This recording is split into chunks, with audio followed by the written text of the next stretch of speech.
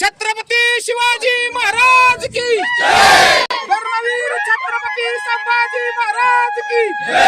एक मराठा मनोज दादा मागे बढ़ो, हम तुम्हारे साथ हैं। आपण पाहताय की एक मराठा लाख मराठा प्रमाणे या ठिकाणी मला आवर्जून सांगावंसं वाटतंय की आदरणीय मनोजदादा जरांगे पाटील संघर्ष योद्धा या माणसाला खरं तर योद्धा म्हणणे याहीपेक्षा मोठी संकल्पना कुठली असेल या डिक्शनरीमध्ये तर ती दिली तरी वावगं ठरणार नाही।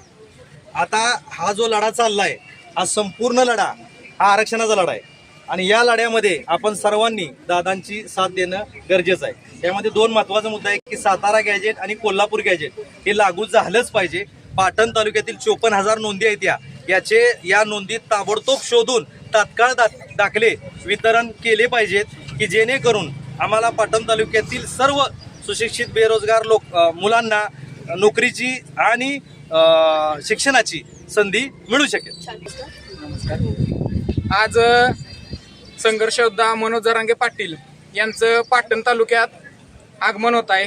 पाटण तालुक्याचं प्रवेशद्वार म्हणजे आमचं विहे गाव आहे।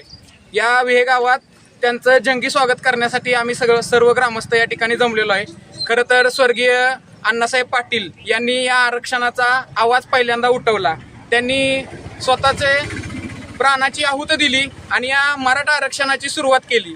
ज्या पाटण तालुक्यातनं या मराठा आरक्षणाची ठिणगी पडली आणि त्याचं रूपांतर ज्या वनव्यात झाले, पाटण कोयना खोऱ्यातनं जी आरक्षणाची सुरुवात आज गोदापट्ट्यात गेली, तो गोदापट्ट्यात त्या आगीचं वनव्यात रूपांतर करणारा एक महापुरुष असं म्हटलं तरी वावगं ठरणार नाही संघर्ष योद्धा मनोज जरांगे पाटील या ठिकाणी आमच्या विहे गावात येत आहेत।